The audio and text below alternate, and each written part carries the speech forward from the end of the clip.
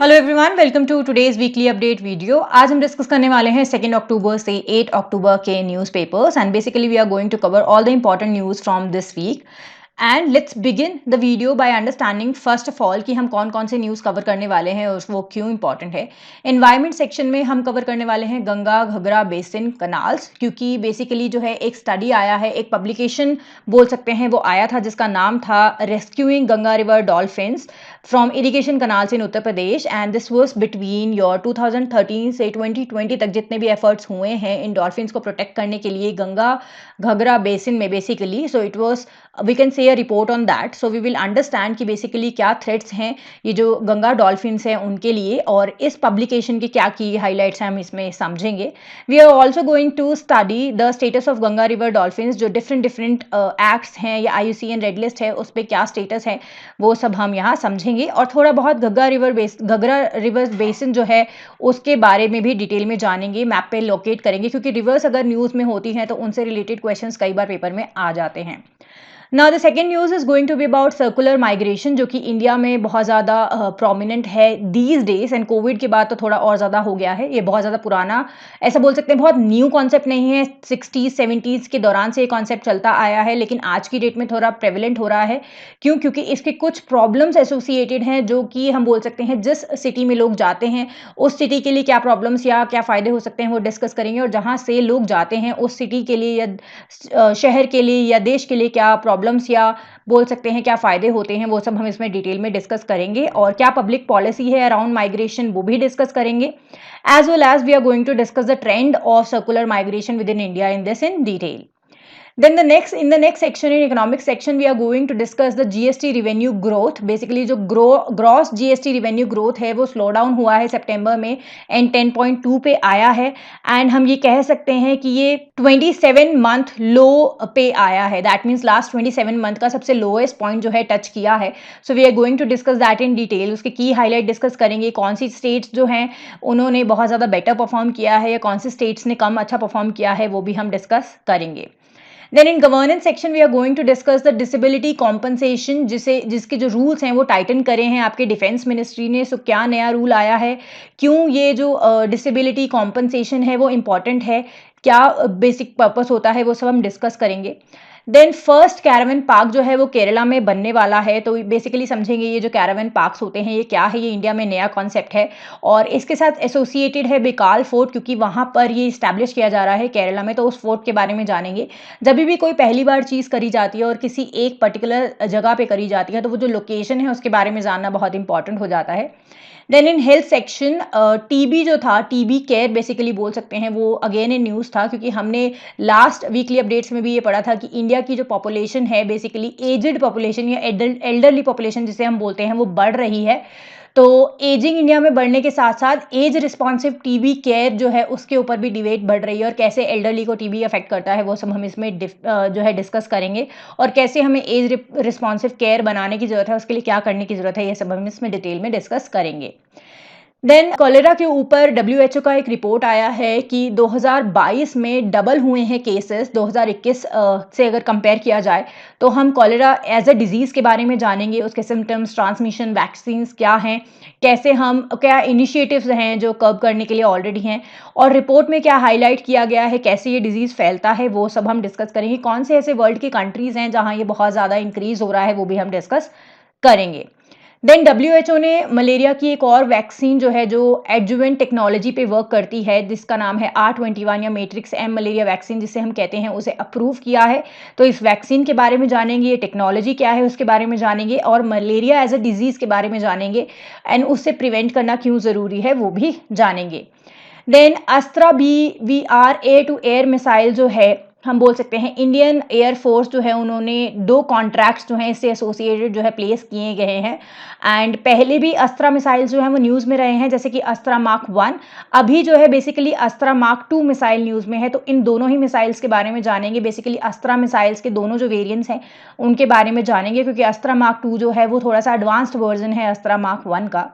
Then science and technology section में अगर discuss करें तो एक नोबेल प्राइज़ जो है, मेडिसिन का नोबेल प्राइज़ जो है 2023 का, वो mRNA कोविड वैक्सीन जो डेवलप करी गई थी जिन्होंने डेवलप करी है उनको मिला है। तो वैक्सीन कितनी तरह की होती हैं, mRNA वैक्सीन कैसे काम करती है, कैसे mRNA वैक्सीन ट्रेडिशनल वैक्सीन से डिफरेंस है, तो ये सब चीज़ें हम इस आर्टिकल में जानेंगे, क्योंकि mRNA वैक्सीन इस वजह से दोबारा न्यूज़ में आया है, तो इसका फिनोमिना कैसे ऑपरेट करता है एक्सेट्रा आपको पता होना चाहिए। So now let's begin the video with the very first news, which is on Ganga dolphins, and this is the environment section. So हम भी बोल सकते हैं recently जो publication आया था, साइंटिस्ट एंड रिसर्चर्स ने ये पब्लिकेशन में रिवील किया था कि 19 गंगा रिवर डॉल्फिन्स जो है रेस्क्यू किए गए थे इरिगेशन कैनाल्स में से। तो आपको बेसिकली समझने की जरूरत है, ये गंगा रिवर में नहीं मिले हैं, ये जो गंगा घाघरा बेसिन से एसोसिएटेड इरिगेशन कनाल है, जो छोटी छोटी कनाल्स निकाले जाते हैं जिसका पानी जो है इरिगेशन पर्पज के लिए यूज किया जाता है। एंड आप जानते हैं डॉल्फिन्स एक बड़ा बोल सकते हैं वाटर में रहने वाला स्पीशीज है, और उसको रहने के लिए अपना फ्री स्पेस चाहिए। तो जो गंगा है, जहां ब्रह्मपुत्र एक्सेट्रा में ये पाया जाता है, बहुत बड़े रिवर्स हैं, लेकिन ये छोटे कनाल्स में जब पाए जाते हैं तो ऑब्वियसली स्पीशीज को, क्योंकि नेचुरल हैबिटेट नहीं है, प्रॉब्लम्स होते हैं। सो इन्हें रेस्क्यू इसीलिए वर्ड यूज किया गया है, they were rescued from these irrigation canals. And ये जो एफर्ट्स हैं 2013 से 2020 से चलते ही आ रहे हैं। Now let's talk about the key highlights of the publication. ये जो publication आया था उसका नाम था Rescuing Ganga River Dolphins, जिन्हें हम प्लेटेनिस्टा गंगेटिका भी कहते हैं। This is the scientific name we can say, आपको ये पता होना चाहिए। एंड ये जो आपका बोल सकते हैं पब्लिकेशन आया था, this was from irrigation canals. Basically ये जो रेस्क्यू करना था ये इरिगेशन कनाल्स में करना था, जो उत्तर प्रदेश में है एंड नॉर्थ इंडिया में है। एंड सारे एफर्ट्स 2013 से लेके 20 तक जो है हाईलाइट किए गए थे इस पब्लिकेशन में। ये जो पब्लिकेशन आया है उन्होंने ये हाईलाइट किया है कि कैप्चर कैसे होता है, रिलोकेशन मेथड्स क्या होते हैं, और ये भी डिस्क्राइब किया है कि बिहेवियरल एंड डेमोग्राफिक डिटेल्स क्या होती है, ये रेस्क्यूड जो एनिमल्स हैं उनकी किन लोकेशंस से जो है ये एनिमल्स जो हैं वो रेस्क्यू किए गए हैं, और ये कैसे ट्रैप हो जाते हैं, ये सब डिटेल में इस पब्लिकेशन में समझाया गया है। ये जो पेपर है इसमें 24 रेस्क्यू ऑपरेशंस जो हैं 2013 से 2020 तक जो किए गए हैं इन डॉल्फिन्स को रेस्क्यू करने के लिए, इन सबको हाईलाइट करता है। और इस रेस्क्यू में जो 24 ऑपरेशंस में कुछ डॉल्फिन्स मर भी गए थे रेस्क्यू के दौरान। एंड वी कैन से 19 सक्सेसफुल रेस्क्यू ऑपरेशंस अभी तक हुए हैं। 14 डॉल्फिन्स जो है आइडेंटिफाई करी गई थी एज फीमेल्स, एंड 10 जो मेल डॉल्फिन्स थे वो रेस्क्यू किए गए थे। टोटल बॉडी लेंथ की अगर बात करें, जो डॉल्फिन्स पर्टिकुलरली हमने रेस्क्यू किए हैं, अभी हम उनकी बात कर रहे हैं, इन जनरल डॉल्फिन्स की बात नहीं कर रहे हैं। सो ये बोला गया था कि जो डॉल्फिन्स है वो 128 से 275 सेंटीमीटर के बीच में इनकी जो बॉडी लेंथ है, टोटल बॉडी लेंथ है, वो देखी गई है। मेल डॉल्फिन्स का साइज अगर बोले तो 128 सेंटीमीटर से 195 सेंटीमीटर था, वेरएज फीमेल्स का 190 सेंटीमीटर से 274 सेंटीमीटर था। सो आप ये देख सकते हैं, एक जनरल ऑब्जर्वेशन दे है कि जो फीमेल डॉल्फिन्स होते हैं वो जनरली लार्जर इन लेंथ होते हैं as compared to the male dolphins.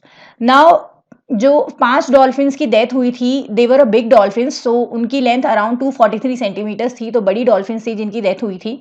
थोड़ा सा बात कर लेते हैं कि IUCN स्टेटस या वाइल्ड लाइफ प्रोटेक्शन एक्ट में स्टेटस क्या है, या जो आपका convention of international trade in endangered species जिसे साइट्स कहते हैं, CMS है, इन सब में स्टेटस क्या है। ये सारी जो हम बोल सकते हैं कन्वेंशंस हैं या एक्ट्स हैं, ये सब जो है वो किसी भी स्पीशीज को प्रोटेक्ट करने के लिए उन्हें किसी शेड्यूल या अपेंडिक्स में डालते हैं। तो IUCN रेड लिस्ट की अगर बात करें तो डॉल्फिन जो है, गंगा रिवर डॉल्फिन है, उसका स्टेटस जो है इंडेंजर्ड है। अब Indian wild life protection act 1972 की बात करें, जो इंडिया का रेगुलेशन है वो शेड्यूल 1 में आता है। दैट मीन्स इन्हें मारना, पोचिंग एक्सेट्रा या पकड़ना, ये सब जो है आप बोल सकते हैं कि monetary as well as jail हो सकती है अगर आप जो शेड्यूल 1 एनिमल्स होते हैं उनके साथ ऐसा करते हैं तो। देन हम साइट्स की अगर बात करें तो अपेंडिक्स 1 में आता है, sites is your convention on international trade in endangered species, because हमने अभी भी पढ़ा कि गंगा रिवर डॉल्फिन जो है वो इंडेंजर्ड है, तो इंडेंजर्ड स्पीशीज के ट्रेड के ऊपर ये कन्वेंशन है और इसके अपेंडिक्स 1 में आपका गंगा रिवर डॉल्फिन आता है।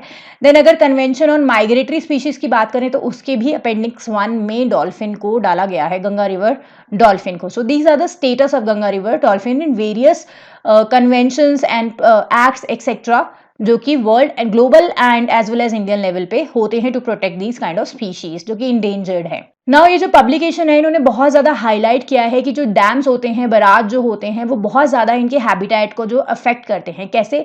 क्योंकि ये जो डॉल्फिन्स होते हैं जब कनाल में पानी छोड़ा जाता है इरिगेशन कनाल में, तो क्या इनको रिस्क होता है कि इंजरी भी हो सकती है, डेथ भी हो सकती है मल्टीपल फैक्टर्स से, क्योंकि जो रैपिडली रिसीडिंग वाटर होता है उस वजह से इन्हें प्रॉब्लम होती है, क्योंकि डैम्स में या रिवर्स में ये डॉल्फिन्स रहते हैं। ओके, डैम में क्योंकि क्या होता है, बहुत बड़ा पॉन्ड स्ट्रक्चर होता है जहाँ पे पानी कलेक्ट किया जाता है, तो जब इन्हें कनाल में पानी छोड़ा जाएगा तो वहाँ का वाटर लेवल रिड्यूस होता है, जिसकी वजह से बोल सकते हैं कई बार ऐसा होता है कि ये डॉल्फिन्स जो है कनाल में ट्रांसफर हो जाती हैं जब ये पानी बहुत जल्दी जल्दी छोड़ा जाता है। एंड हीट स्ट्रोक भी हो सकता है, और ह्यूमन इंटरफेरेंसेस भी एक कारण है जिनकी वजह से बहुत ज़्यादा हैबिटेट डिस्ट्रक्शन हो रहा है, और उस वजह से इन डॉल्फिन्स को बहुत ज़्यादा प्रॉब्लम हो रही है। रिसर्चर्स ने ये भी पॉइंट आउट किया था कि higher proportion of females to males, that means ज़्यादा फीमेल्स हैं और कम मेल्स हैं। एंड दे सेड ऑल्सो कि larger animals and pregnant females look for an easier prey base in the canal system. That means जो बड़ी हमने देखा था कि फीमेल डॉल्फिन जो होती हैं वो थोड़ी लार्जर इन साइज होती हैं, और जो प्रेग्नेंट डॉल्फिन्स होती हैं वो ईजियर प्रे, मतलब ईजी प्रे जिसे बना सकते हैं, उन्हें कनाल सिस्टम में ढूंढते हैं, क्योंकि प्रे बेस भी तो कम हो जाएगा। जब छोटी जगह में रह रहे हैं तो प्रे बेस भी कम हो जाता है। अगर हम बात करें, जो 70% of the entrapments they were reported either post monsoon और ड्यूरिंग पीक विंटर। देखिए, पोस्ट मानसून क्या होता है, डैम्स में, बराजेस में वाटर ऑलरेडी ज़्यादा होता है तो बहुत छोड़ा जाता है पानी जो कनाल्स होते हैं उनमें।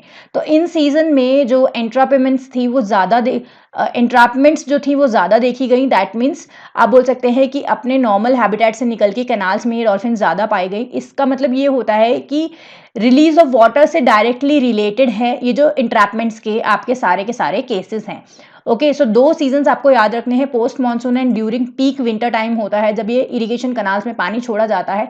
70% ऑफ इंट्रैपमेंट्स तभी ऑब्जर्व करे गए हैं, और 20 से 30% डॉल्फिन जो हैं ये रेस्क्यू किए गए थे during your peak summer season, जब वाटर लेवल्स जो होते हैं वो कम हो जाते हैं, मिनिमम वाटर लेवल्स जो मेंटेन किए जाते हैं, तब इनका सर्वाइवल बहुत ज़्यादा डिफिकल्ट हो जाता है।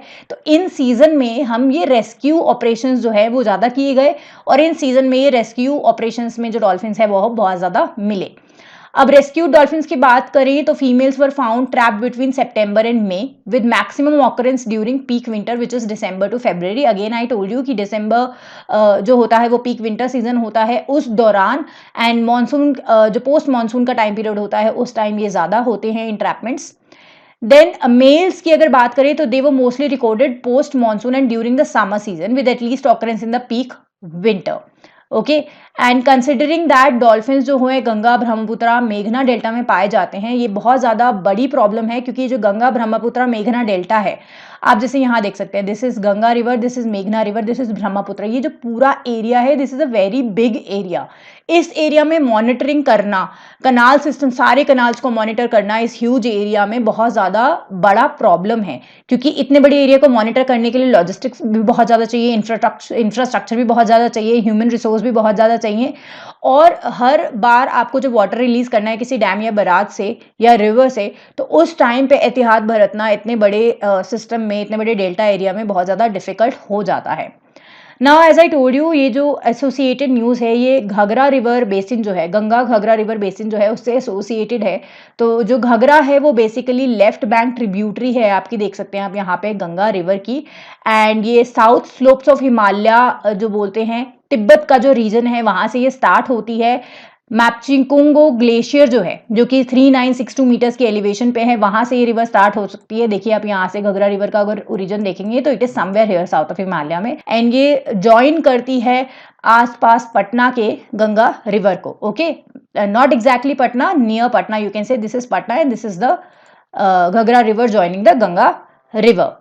Now the river flow south of Nepal as the Karnali river. जब साउथ ऑफ नेपाल में ये रिवर फ्लो करती है तो इसे करनाली रिवर बोलते हैं, एंड ये नेपाल के मोस्ट डेसोलेट एरिया से एंड अनएक्सप्लोर्ड रीजन से पास करती हुई इंडिया में एंटर करती है। एंड सेती रिवर जो है which drains the western part of the catchment, Seti river जो है इसके वेस्टर्न पार्ट ऑफ कैचमेंट को ड्रेन करती है, एंड फिर वो करनाली रिवर में Doti north of Dhundhraj hills, जो कि 202 किलोमीटर लॉन्ग स्ट्रीम है, वो इस रिवर को फीड करती है। तो आपको ये एसोसिएटेड जो भी घघरा रिवर से एसोसिएटेड कर्नाली रिवर हुई, सेती रिवर हुई, इन सबके नाम पता होने चाहिए। धुंधरा हिल्स के आसपास धोती ये जो कर्नाली रिवर है ये होती है, ये आपको पता होना चाहिए। Then Bheri river is again associated with this. This is the in the eastern part of the catchment and ये कन्वर्ज करती है कर्नाली रिवर के साथ ही सुरखेत एक जगह है वहां पे, जो कि अगेन एक फीडर सिस्टम है। फीडर सिस्टम का मतलब क्या होता है, जब कोई छोटी रिवर्स जो होती हैं एक रिवर में एंटर करती हैं तो उसका पानी का लेवल बढ़ता है, दैट मीन्स स्ट्रीम को फीड करती हैं विद मोर वाटर। सो ये जो आपकी सेती रिवर हुई, आपकी भेरी रिवर हुई, ये सब जो है फीडर रिवर्स हैं फॉर योर घघरा रिवर। और हम ये बोल सकते हैं कि गंगा में क्योंकि घघरा एंटर कर रही है तो घघरा जो है गंगा के लिए फीडर रिवर हो जाती है क्योंकि पानी का लेवल बढ़ाती है ना। ये this was all about your ghagra river basin, की बेसिकली घघरा रिवर कहाँ से ओरिजिनेट होती है, कहाँ गंगा से मिलती है, etcetera. This was all about that. अब बात करते हैं अगेन डॉल्फिन्स की, कि डॉल्फिन्स को बेसिकली जो है थ्रेट्स क्या क्या हैं। देखिए सबसे बड़ा जो थ्रेट है डॉल्फिन्स का वो है हैबिटेट फ्रेगमेंटेशंस। हैबिटेट फ्रेगमेंटेशन का मतलब क्या होता है, हम इसे इजी लैंग्वेज में समझ सकते हैं कि हैबिटेट डिस्ट्रक्शन आप बोल सकते हैं। जैसे डैम्स होते हैं, बराजेस होते हैं, इरिगेशन कनाल्स होते हैं, जो कि फ्रेगमेंट होते हैं नेचुरल हैबिटेट के, और जो कि गंगा डॉल्फिन्स का नेचुरल हैबिटेट है, क्योंकि डैम्स, बराजेस, इरिगेशन कनाल्स ये मेजर रिवर्स जहां ये रहते हैं उनके छोटे छोटे फ्रेगमेंट्स पे बनाए जाते हैं। ये जो स्ट्रक्चर्स होते हैं, जो रिवर की कॉन्टिन्यूटी होती है, जैसे डैम्स होते हैं वो पानी रोकते हैं, तो रिवर की जो कॉन्टिन्यूटी होती है रिवर सिस्टम की उसको जो है स्टॉप करते हैं, और ये डॉल्फिन्स की पॉपुलेशन को आइसोलेट कर देते हैं, क्योंकि फिर वो उसी, क्योंकि अगर रिवर में रह रहे हैं तो रिवर बह रही है, they can move to other places, लेकिन अगर वो डैम के साथ रिस्ट्रिक्ट हो जाते हैं तो वो उसी डैम के एरिया में आइसोलेट हो जाते हैं। सो इस वजह से जो डॉल्फिन्स होते हैं उनको कन्फाइंड हो जाते हैं वो कनाल्स में या बराजेस में या डैम्स में, जिससे उनका नेचुरल रिवर हैबिटेट को एक्सेस जो है बहुत ज़्यादा लिमिट हो जाता है।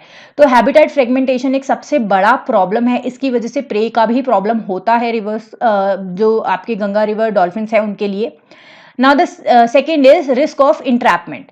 जो कैनाल्स होते हैं वो आर्टिफिशियल वाटरवेज होते हैं, जैसे हमें पता है, इससे क्या होता है, वो नेचुरल रिवर कैनाल से तो आपके दूर आ गए हैं डॉल्फिन्स, तो वो ट्रैप हो जाते हैं कैनाल्स में, जो कि एक प्रॉपर सिस्टम नहीं होते हैं जहां पे उनको सर्वाइव करने की आदत है।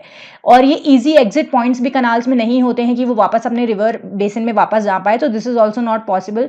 तो जब वो कन्फाइंड स्पेसेस में रहते हैं, कैनाल्स में रहते हैं, तो डॉल्फिन्स का स्टक होने का रिस्क बढ़ जाता है, मेन रिवर्स में वापस आने का रिस्क जो है, जो तरीका है वो नहीं होने की वजह से प्रॉब्लम्स उन्हें होती हैं। Then rapidly receding water. देखिए इरिगेशन कैनाल्स ऐसे डिजाइन किए जाते हैं कि जो वाटर है वो एग्रीकल्चर पर्पसेस के लिए जो है ट्रांसपोर्ट किया जा सके, लेकिन वाटर लेवल जो बहुत ज़्यादा फ्लक्चुएट होते हैं, जब डैम्स में, बराजेस में पानी ज़्यादा होता है या इरिगेशन के लिए पानी ज़्यादा चाहिए होता है तो वहाँ वाटर लेवल ज़्यादा होता है, लेकिन जिन सीजन्स में पानी की इतनी ज़रूरत नहीं होती है तब उनका वाटर लेवल कम होता है। तो रैपिडली रिसीडिंग वाटर्स हम इसलिए बोल रहे हैं क्योंकि कभी वाटर बहुत ज़्यादा होता है, कभी वाटर कम होता है। तो लेकिन जो डॉल्फिन्स हैं वो एंटर तो कर जाती है कैनाल में जब वो अपने प्रे को फॉलो कर रही होती है या अदर फैक्टर्स की वजह से, लेकिन सडन वाटर लेवल जो चेंजेस होते हैं उसकी वजह से वो एडजस्ट नहीं कर पाती हैं उस एनवायरनमेंट में, और जब वाटर लेवल जो है वो बहुत ज़्यादा ड्रॉप करते हैं उस वजह से डॉल्फिन्स जो होती हैं वो स्ट्रैंडेड और इंजर्ड हो सकती हैं, क्योंकि ये बहुत डीप वाटर में रहने की आदी होती हैं। Now the next is heat stroke. जो कनाल्स होते हैं गंगा घघरा बेसिन की अगर बात करें तो वो इंटेंसिव सनलाइट, क्योंकि ये एरिया ऐसा है जहाँ पे बहुत ज़्यादा सनलाइट होती है, इंटेंसिव सनलाइट होने की वजह से जो वाटर टेम्परेचर्स है जनरली जिन वाटर टेम्परेचर्स में गंगा रिवर डॉल्फिन्स रहते हैं उनसे ज़्यादा होते हैं, और डॉल्फिन्स जो होते हैं बहुत ज़्यादा टेम्परेचर चेंजेस के लिए सेंसिटिव होते हैं। हॉट वाटर में आने की वजह से इन डॉल्फिन्स को हीट स्ट्रोक हो सकता है, ये डिस्ट्रेस हो जाती हैं और फेटेलिटीज भी हो सकती हैं इस कारण से, और इंजरीज भी डॉल्फिन को हो सकती हैं। तो हीट स्ट्रोक या बोल सकते हैं हम वाटर टेम्परेचर जो होता है इन एरियाज में ज़्यादा होने की वजह से बहुत प्रॉब्लम होती है। Then human interference is another threat to Ganga river dolphin in Ganga घगरा बेसिन, क्योंकि ह्यूमंस जो हैं आसपास रहते हैं कनाल्स के, जिसकी वजह से डॉल्फिन्स को थ्रेट होता है, जैसे फिशिंग हुई, बोट ट्रैफिक हुआ, वाटर क्राफ्ट कोलिजन्स हुए, ये डॉल्फिन्स को हार्म कर सकते हैं और उनके बिहेवियर को भी डिस्ट्रक्ट कर सकते हैं। Then limited prey base. देखिए जब कोई भी जो डॉल्फिन होती है वो बड़े एरिया में रह रही है, बड़े गंगा रिवर बेसिन के में रह रही है, तो प्रे बेस जो होता है वो बहुत बड़ा होता है, लेकिन कैनाल्स वगैरह बहुत छोटे होते हैं, वो आइडियल एनवायरनमेंट नहीं है डॉल्फिन्स के नेचुरल प्रे के लिए। तो जो डॉल्फिन्स होती हैं, जैसे कि मैंने अभी भी बताया कि कनाल्स में वो फिर ईजी प्रे ढूंढते हैं। फीमेल एंड प्रेग्नेंट डॉल्फिन्स की अगर बात करें तो लिमिटेड फूड अवेलेबिलिटी इन कनाल्स में होती है, जिसकी वजह से इन डॉल्फिन्स को मैलन्यूट्रिशन हो सकता है। इनकी डिक्रीज रिप्रोडक्टिव सक्सेस देखी गई है, तो पॉपुलेशन पे बस बहुत ज़्यादा असर पड़ता है डॉल्फिन्स की। देन सीजनल वाटर फ्लो, देखिए सीजन चेंजेस के साथ, जैसे मैंने आपको समझाया कि रैपिडली रिसीडिंग वाटर्स में हमने डिस्कस किया कि कैनाल्स में वाटर जो है बहुत ज़्यादा वेरिएशंस में रहते हैं वाटर लेवल, तो ये सीजन्स पे भी बहुत ज़्यादा डिपेंड करता है। जैसे मानसून जो होते हैं उसमें वाटर ज़्यादा होता है और उसमें डॉल्फिन्स की मूवमेंट आसान हो सकती है, लेकिन जब वाटर रिलीज नहीं होता है इन सम अदर सीजन्स, तो वाटर फ्लो कम होने की वजह से अगेन जो बोल सकते हैं आपकी डॉल्फिन्स को प्रॉब्लम्स होती हैं, प्रे का भी प्रॉब्लम होता है, एडजस्टमेंट इश्यूज भी होते हैं। एंड जब वाटर लेवल कम होगा तो ऑब्वियसली टेम्परेचर जल्दी ज़्यादा हो जाएगा, तो टेम्परेचर प्रॉब्लम्स भी और ज़्यादा बढ़ जाते हैं। Now let's move on to the next news which is your circular migration. India के कॉन्टेक्स्ट में अगर बात करें तो इंटरनल माइग्रेशन जो है इंडिया में बहुत ज़्यादा होती है, और पर्टिकुलरली जो डिफरेंट स्टेट्स हैं हमारे जहाँ पे रूरल एरियाज बहुत ज़्यादा होते हैं वहाँ पे बहुत ज़्यादा होती हैं, और आसपास की सिटीज़ में सर्कुलर माइग्रेशन जो है इंडिया में बहुत ज़्यादा देखी जाती है। और जैसे जैसे रैपिड इंडस्ट्रियलाइजेशन हुआ है, माइग्रेंट्स का फ्लो बहुत ज़्यादा बढ़ा है रूरल एरिया से अर्बन सिटीज़ में। ओके, सो नाउ पहले थोड़ा सा समझते हैं सर्कुलर माइग्रेशन बेसिकली होता क्या है। सर्कुलर माइग्रेशन की अगर बात करें तो एक रिपीटेटिव फॉर्म ऑफ माइग्रेशन हम इसे बोल सकते हैं, जिसमें क्या होता है लोग एक प्लेस से दूसरे प्लेस पे जाते हैं और फिर वापस according to the availability of work etcetera अपनी ओरिजिनल जो जगह होती है वहां वापस आ जाते हैं। ओके, सो इसका मतलब होता है इंस्टेड ऑफ माइग्रेटिंग परमानेंटली और टेम्परेली, ये होता है कि आप अनदर लोकेशन पे जाते हैं, डिफरेंट लोकेशंस पे थोड़े टाइम पीरियड के लिए वर्क वगैरह के लिए, और फिर वापस अपने होमलैंड आ जाते हैं। ये जो सर्कुलर माइग्रेशन का फिनोमिना है जनरली लो इनकम ग्रुप्स में बहुत ज्यादा देखा जाता है, क्योंकि सीजनल अवेलेबिलिटी ऑफ जॉब्स होती है जो अदर सिटीज में, कंट्रीज में, प्लेसेस में एक्सेट्रा, उसकी वजह से ये बहुत ज्यादा देखा जाता है। एक सिंपल एग्जांपल, जैसे कि पंजाब हरियाणा में जब बहुत ज्यादा सीजन होता है हार्वेस्ट का, तो बहुत सारे लेबर्स जो होते हैं जिन्हें खेत वगैरह में काम करना आता होता है, तो वो इन स्टेट्स में माइग्रेट करते हैं, और जब हार्वेस्टिंग सीजन खत्म हो जाता है कुछ दौरान के बाद वापस अपने जो होम स्टेट्स होते हैं वो वापस आ जाते हैं। सो this is a perfect example of your circular migration. ये जो सर्कुलर माइग्रेशन है ये आज के दौरान का कॉन्सेप्ट नहीं है, 60s से 70s से चलता आया है। जैसे जैसे ग्लोबलाइजेशन बढ़ा, डेवलपमेंट बढ़ा, ये कॉन्सेप्ट जो है और ज्यादा बढ़ता गया। एंड जैसे जैसे मॉडर्न जो फैसिलिटीज हैं, ट्रांसपोर्टेशन हो, कम्युनिकेशन हो, सोशल नेटवर्क्स हो, मल्टीनेशनल कॉर्पोरेशन जैसे जैसे बड़े हैं, इसकी वजह से सर्कुलर माइग्रेशन बहुत ज्यादा बढ़ा है। For example, one example of circular migration is a person going from Delhi to Gurgaon for a job purpose. Okay, so दोनों ही अलग स्टेट है, लेकिन एम्प्लॉयमेंट के लिए किसी इंसान को एक स्टेट से या एक यूनियन टेरिटरी से दूसरे स्टेट जाना पड़ रहा है और वो वापस आ रहे हैं ओके आफ्टर देयर वर्क। ये जो फिनोमिना है रिसेंटली बोल सकते हैं ज्यादा इसकी बात करी जा रही है, क्योंकि सीजनल मूवमेंट्स जो हैं वो प्रॉपरली डॉक्यूमेंटेड नहीं किए जा रहे हैं आज की डेट में, और शॉर्ट टर्म और टेम्परेरी माइग्रेशन जो है वो बहुत ज्यादा बड़े हैं, तो उनका अकाउंट रखना बहुत ज्यादा जरूरी हो जाता है, तो इसीलिए ये जो है न्यूज में था। नाउ लेट्स टॉक अबाउट कि हम डिफाइन कैसे करते हैं कि सर्कुलर माइग्रेशन है। जो फिलिपी फर्गियस थे उन्होंने डिफाइन किया था कि अगर 5 क्राइटेरियाज मीट होते हैं तभी हम उसे कहेंगे कि वो सर्कुलर माइग्रेशन है। पहला है if there is a temporary residence in the destination location. For example, अगर मैं लोकेशन ए से लोकेशन बी जा रही हूँ तो मेरा एक टेम्परेरी रेजिडेंस होना चाहिए लोकेशन बी पे, क्योंकि अगर मुझे वहां कुछ दिन रहना है तो उसके लिए फैसिलिटी होनी चाहिए। Then there is a possibility of multiple entries in the destination countries. That means मैं बार बार country B में या location B पे जा सकती हूँ, allowed है। There is a freedom of movement between the country of origin and the country of destination during the period of residence. That means अगर मुझे कभी काम के दौरान बीच में भी जब period of residence है, that means for example 1 महीने के लिए B destination पे मुझे रहना है, लेकिन A से B में बार बार आना जाना कर सकती हूँ, it is allowed. This is another condition. Then we can say कि लीगल राइट होना चाहिए डेस्टिनेशन में कंट्री में रहने के लिए, तभी आप बोल सकते हैं कि वो सर्कुलर माइग्रेशन है, अदरवाइज वो इलीगल माइग्रेशन के तहत आएगा। There is a protection of migrant rights. That means कि आप जिस डेस्टिनेशन कंट्री में जा रहे हो वहाँ माइग्रेशन राइट्स होने चाहिए, and if there is a healthy demand और टेम्परेरी लेबर की डिमांड है इन द डेस्टिनेशन कंट्री, तब तो वहाँ पर्टिकुलरली माइग्रेशन राइट्स होने ही चाहिए। So these are the 5 conditions which were defined by Philippe Fargues, जिसके कंडीशंस के सेटिस्फाई होने के बाद हम बोल सकते हैं कि वो सर्कुलर माइग्रेशन का केस है। नाउ लेट्स अंडरस्टैंड बेसिकली क्या रीजंस रहते हैं। यूजुअली जो डेवलप्ड कंट्रीज होते हैं या डेवलपिंग कंट्रीज होते हैं, इनके बीच में एक्सचेंजेस होते हैं और ये एक बहुत ज्यादा हम बोल सकते हैं विशियस साइकिल की तरह देखा जाता है, क्योंकि जो लो इनकम लोग होते हैं उनके लिए हम बोल रहे हैं कि विशियस साइकिल की तरह देखा जाता है। देखिए, जो यूजुअली डेवलपमेंट कंट्रीज होती है, वहाँ सोशल इन्वायरमेंट इतना ज्यादा अच्छा नहीं होता है, स्लो डेवलपमेंट हो रही है बहुत ज्यादा।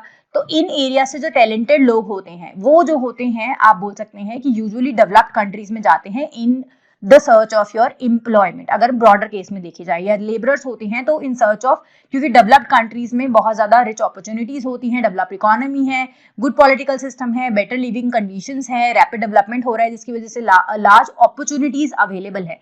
तो इसीलिए ये साइकिल मेंटेन किया जाता है कि जो डेवलपिंग कंट्रीज है वहां से डेवलप कंट्रीज में लोग जाना प्रेफर कर रहे हैं। अब बात करते हैं माइग्रेशन के अराउंड पब्लिक पॉलिसी क्या है। उससे पहले थोड़ा सा ये जान लेते हैं कि प्रॉब्लम्स कहाँ अराइज होते हैं। प्रॉब्लम्स तब अराइज होते हैं जब हमें कंट्री ए से कंट्री बी जाना है, then there is not a problem, क्योंकि आपको एक ही जो जगह है, डेस्टिनेशन है, वो इन्वॉल्व है। आपको कंट्री ए से बी जाना है, वापस ए आना है, एंड देन आपको बी कंट्री दोबारा जाना है, वापस आना है। क्योंकि जब हम United nation economic commission for Europe task force की बात करें, तो वो सर्कुलर माइग्रेशन को ऐसे डिफाइन करता है, जब आप 2 लूप्स कंप्लीट करते हो between 2 countries, that means A to B, B to A, then again A to B and B to A. Okay, 2 complete loops. आप बी कंट्री गए, वापस आए, बी कंट्री गए, वापस गए, these are the 2 loops. Okay, लेकिन problem तब arise होती है जब बीच में कोई सी डेस्टिनेशन भी इन्वॉल्व होती है। आप ए सी बी गए, देन आप वापस ए गए, देन आप सी कंट्री पे गए, एंड वापस ए कंट्री पे गए। ये जो है, this would be circular migrant as per country A, but country B और सी के लिए सर्कुलर माइग्रेशन के केस में ये नहीं आता है। सो इसको क्लासिफाई किया जाता है एज अ टेम्परेरी या शॉर्ट टर्म या रिटर्न माइग्रेंट के केसेस में, अगर कंट्री बी और सी के प्रोस्पेक्टिव में देखा जाए तो। Now let's talk about the public policy around migration, क्योंकि ये जो मूवमेंट ऑफ पीपल है बहुत ज्यादा बढ़ता जा रहा है इस आज की डेट में। अगर वर्ल्ड लेवल पे भी देखा जाए तो जो मूवमेंट है सिटीजन्स की from global south to west in the search of more employment opportunities, better living standard जो है, उसकी वजह से ब्रेन ड्रेन बहुत ज्यादा हो रहा है ओरिजिन जो है, उन ओरिजिनल जो कंट्रीज है जहां वो रहते हैं उनमें। और जो कंपटीशन है सिटीजन्स के लिए बढ़ रहा है डेस्टिनेशन कंट्रीज में, क्योंकि डेस्टिनेशन कंट्रीज में ऐसा नहीं है टैलेंट नहीं है, वहां भी टैलेंटेड लोग हैं, लेकिन जब बहुत ज्यादा टैलेंटेड लोग एक ही जगह पे लोकेट हो जाएंगे तो उनके लिए बोल सकते हैं कंपटीशन जो है जनरेट हो जाता है। सो दीज, ये 2 पहलू हैं। जो कंट्री से लोग जा रहे हैं उनके लिए ब्रेन ड्रेन है, जिस कंट्री में लोग आ रहे हैं उनके लिए सिटीजन्स के लिए कॉम्पिटिशन जो है वो रेज हो रहा है, बार रेज हो रहा है। सिमिलरली अगर हम बात करें, जो लोग मूव करते हैं रूरल एरियाज से अर्बन एरियाज में, this was between countries. So rural से अर्बन एरियाज में क्या होता है, अर्बन एरियाज के लिए बहुत ज्यादा लोगों को उन्हें अकोमोडेट करना है, तो ब्रेक डाउन ऑफ इंफ्रास्ट्रक्चर हम बोल सकते हैं, क्योंकि इतना इंफ्रास्ट्रक्चर जो है अवेलेबल नहीं है। लेकिन जो रूरल एरियाज से लोग अर्बन एरियाज में जा रहे हैं, रूरल एरियाज में एग्रीगेरियन स्टैग्नेशन जो है देखने मिलती है, क्योंकि बहुत ज्यादा लोग अगर रूरल एरियाज में नहीं है तो एग्रीगेरियन जो कल्चर है उस पर बहुत इम्पैक्ट करता है। तो पॉलिसी हजार्ड होने के बहुत ज्यादा चांसेस हो जाते हैं, क्योंकि इंफ्रास्ट्रक्चर नहीं है, एग्रीगेरियन स्टैग्नेशन, इन सबको डील करने के लिए प्रॉपर पॉलिसीज चाहिए। नाउ जो सर्कुलर माइग्रेशन है, इन केसेस में जो परमानेंट माइग्रेशन है या टेम्परेरी माइग्रेशन है, उन सब के लिए एक सेवियर की तरह जो बोल सकते हैं हम, बेस्ट वे फॉरवर्ड जिसे हम बोल सकते हैं, या नीड ऑफ द आवर जिसे हम बोल सकते हैं, as per the development and individual economic advancements के लिए थोड़ा बैलेंस आउट करता है ये चीजों को। कैसे?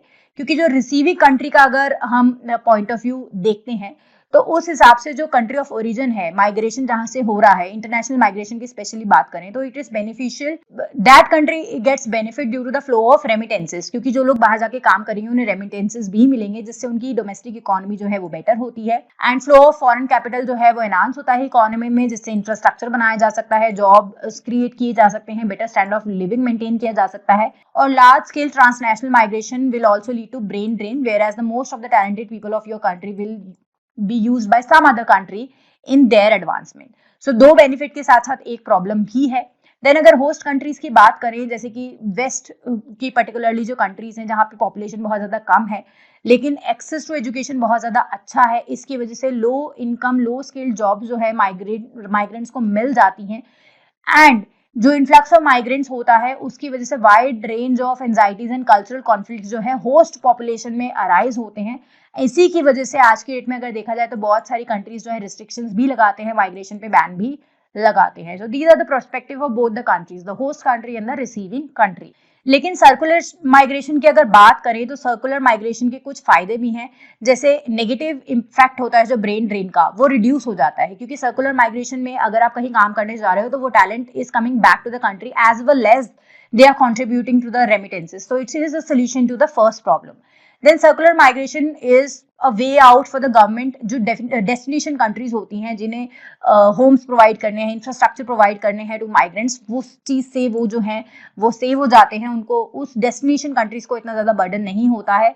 And laborers can be introduced to undertake essential functions, but it will not remain and become permanent part of the population. This is also one of the बोल सकते हैं solution की तरह आता है circular migration.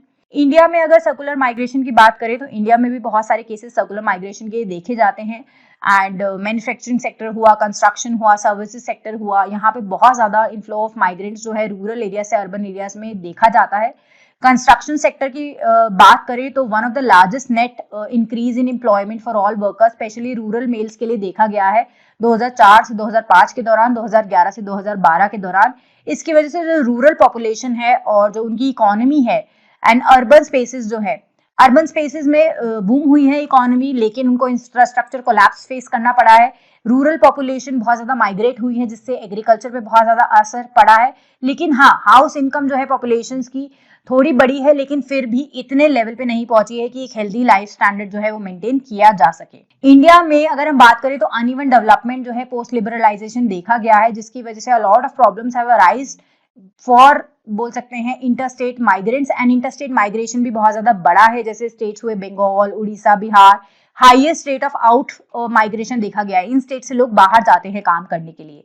And rural migrants की अगर बात करें तो एग्रीकल्चरल जॉब्स जो है अपनी स्टेट्स में छोड़ के वो कहीं और माइग्रेट करते हैं लो स्किल जॉब्स के लिए, जो कि एग्रीकल्चरल सेक्टर के लिए is not a good thing. The only better thing और we can say the benefit of या positive outcome of interstate migration is कि लोगों की इनकम थोड़ी सी बढ़ जाती है, हाई पेइंग जॉब्स में वो काम कर सकते हैं as compared to their original states, and उसकी वजह से बेटर हाउस होल्ड वेलफेयर वो कर पाते हैं, रेमिटेंसेज अर्न कर पाते हैं, ईज ऑफ मोबिलिटी थोड़ा सा एक्सेट्रा अगर स्टेट्स प्रोवाइड करते हैं तो उनकी लाइफ में हो पाता है.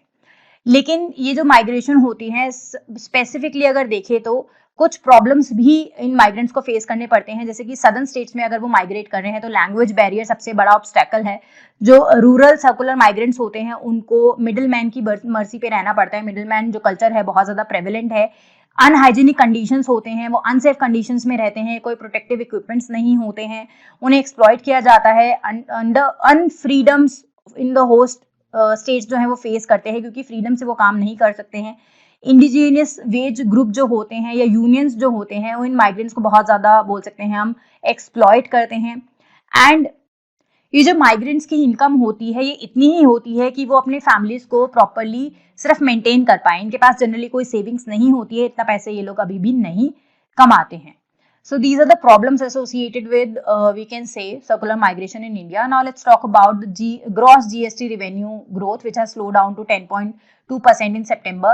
अगर हम बात करें तो ये 27 मंथ में सबसे ज्यादा लोएस्ट हमने सितंबर में देखा है. एंड ये अराउंड 10.8 था प्रीवियस 2 मंथ्स में और अब ये 10.2 पे आ गया है. और जो कलेक्शन है वो अलग बात है कि 2.3% ओवर अगस्त रिवेन्यू हुई है, लेकिन जो overall gross GST revenue growth देखे जाए तो वो रिड्यूस हुई है.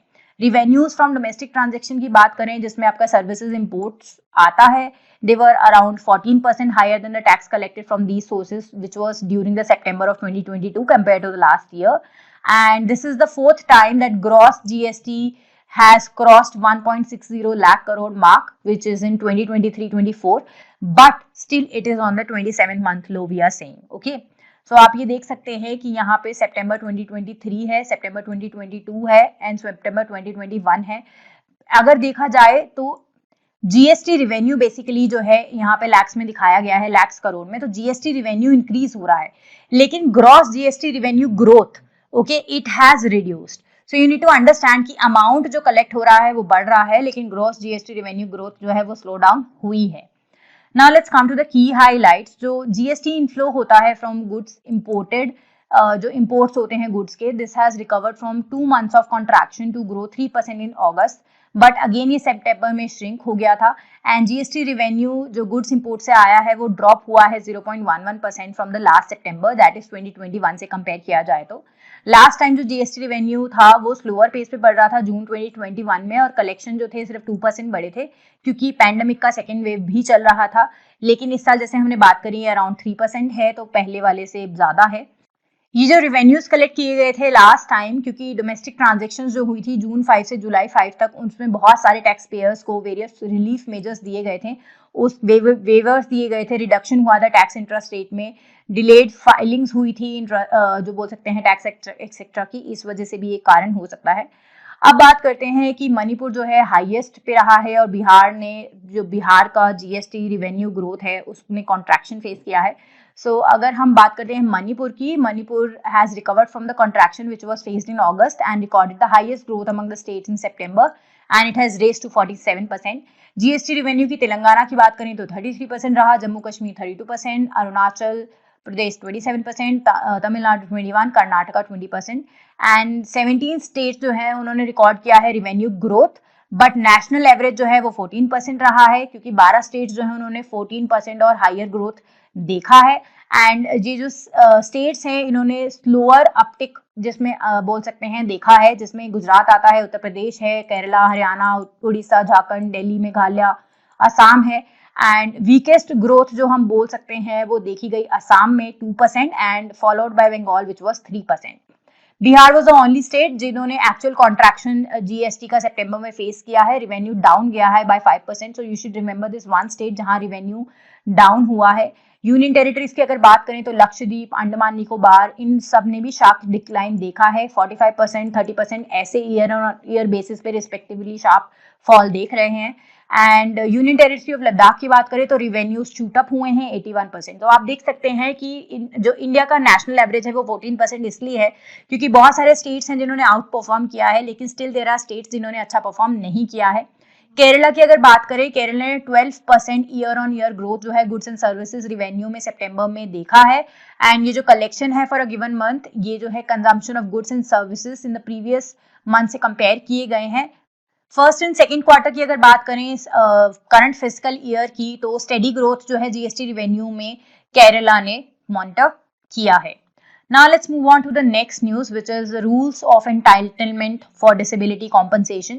So Defense Ministry ने basically new entitlement rules जो हैं for grant of disability pension to military personnel उन्हें थोड़ा सा टाइटन किया है, नए प्रोविजन इंट्रोड्यूस किए गए हैं जिसमें कि न्यू इम्पेयरमेंट रिलीफ और डिसेबिलिटी एलिमेंट जो है उसको कवर करने के लिए, जिसमें लाइफस्टाइल डिजीजेस जैसे हाइपरटेंशन, डायबिटीज एक्सेट्रा को कवर करने के लिए बोला गया है कि ये मूव लिया गया है। ये जो डेवलपमेंट है ये कैग ने मिनिस्ट्री के साथ मिलके early in this year only analysis किया था कि डिसेबिलिटी जो सोल्जर्स के अमंग बेसिकली डिसेबिलिटी होती है उसके ऊपर एक रिपोर्ट तैयार करी गई थी कि ऑलमोस्ट ये नोटिस किया गया था कि 40% जो ऑफिसर्स होते हैं और 80% जो पर्सनल्स होते हैं below the rank, below officers rank, जिसे हम PBOR भी बोलते हैं, they were retired every year with drawing disability pension. That means उनको कोई ना कोई डिसेबिलिटी होती थी जिसकी वजह से वो डिसेबिलिटी पेंशन ले रहे थे। तो this was the report and उसके बाद ये थोड़े से चेंजेस आए हैं। सो ये जो नए चेंजेस आए हैं, तो casualty pension and disability compensation award जो है आर्म्ड फोर्सेस पर्सनल के लिए, ये जो है बेसिकली स्टेपुलेट करेगा आप conditions for the award of death disability compensation to military personnels with effect from September 21। And ये जो न्यू IR है वो डिफाइन किया गया है एज मंथली डिसेबिलिटी कॉम्पनसेशन, जो कि कैलकुलेट किया जाएगा calculated किया जाएगा as a defined percentage of last reckonable emolument and this will be awarded to armed forces personnel who are retired or discharged from services voluntarily or otherwise, but उनको disability होनी चाहिए, disability sustain होनी चाहिए under the circumstances जो कि accepted है under the category B और C, और it is assessed it is not less than 20%, that means जो disability है वो less than 20% नहीं है, तब आप इसके लिए eligible हो।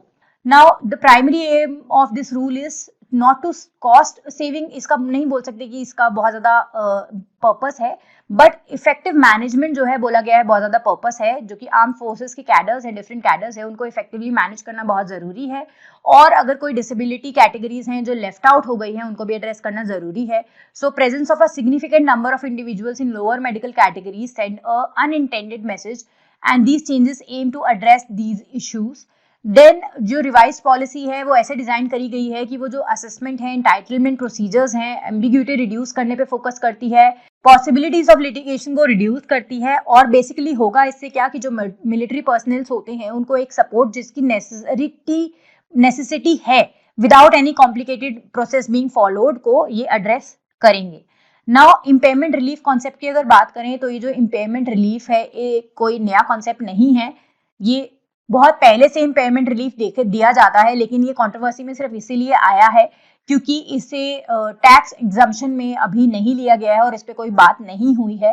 And this has also been clarified कि जो टर्मिनोलॉजी है उसे चेंज होने की वजह से नेचर ऑफ एंटाइटलमेंट चेंज नहीं होता है, अमाउंट एक्सेट्रा चेंज नहीं होंगे, और this will be apply to personal who are not invalidated out due to the nature of their disabilities and continue to serve until the end of their engagement also. So we can say this new policy or the new rules are aiming at maintaining the impairment relief as well as जो उसके साथ associated problems थे उनको address करने के लिए rules आए हैं। Now the next is caravan park in Kerala. Basically caravan park क्या होते हैं, जहाँ पे लोग जिनके पास रिक्रिएशनल व्हीकल्स होते हैं वो ओवरनाइट स्टे कर सकते हैं या उससे ज़्यादा टाइम के लिए स्टे कर सकते हैं। इन्हें साइट्स या कैंप साइट्स भी बोला जाता है।